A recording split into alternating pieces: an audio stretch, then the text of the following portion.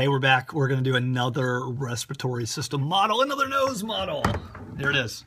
It's ugly. The last one we did was prettier. Much, much prettier. I'll adjust my camera position. Maybe. We'll see if that works. Kind of lean back. I don't know. Who cares? That's good enough. Is that good enough? Yeah, definitely. Much better. Here's the nose model. If you saw the last video, and I hope you did, this is a review of that. Nose has been split mid-sagittally. Got the right side, got the left side. We're going to start over here. I'm trying to stick, there it is. I'm trying to stick my finger into his nostril.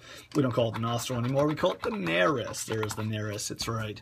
You can see it if I rotate. There it is. There's the nares right there. All right. So air goes in there.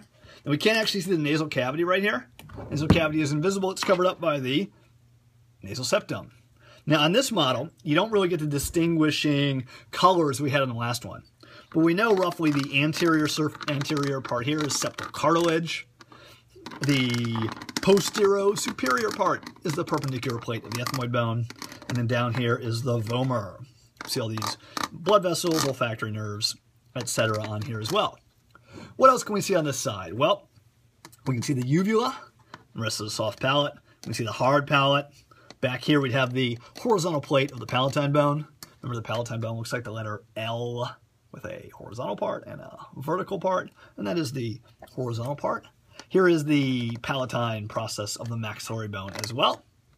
Other things we can see our ethmoid bone, we can see our sphenoid bone, we can see our frontal bone. I can see the frontal and the sphenoid sinus. They are going to produce mucus, which is going to empty into the nasal cavity to filter, to humidify, to warm the inspired air. Okay, what else do we have here? We've got the posterior nasal aperture. That's where my pen is sticking right there. If I rotate this way, you can see into the posterior nasal aperture right there. Okay, what else do we have on this particular half? Not much. I mean, we're in the nasopharynx right here. And so I can see the opening to the auditory tube, the eustachian tube, which connects to the middle ear cavity, which is going to allow you to equalize pressure between the middle ear cavity and your surroundings. All right, let's slide over this side. We got same stuff, but we just took away the septum. When we've taken away the septum, we can see the three nasal conchae. Of course, there are 6 total.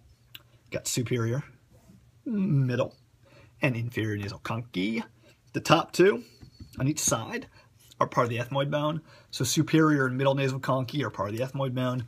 The inferior nasal conchae are bones unto themselves. Remember, if you say conchae or concha on an exam, you're going to get marked wrong. Why do we have these conchae? Well, 2 reasons. By projecting outward, they give us more surface area. More surface area is going to allow us to do a better job to filter, humidify, and warm up air. Plus, by projecting outward, they're going to let airflow be more turbulent. And if it is more turbulent, it's going to spend more time in the nasal cavity, more time to do those 3 things as well. All right, good deal. Another video in the bag.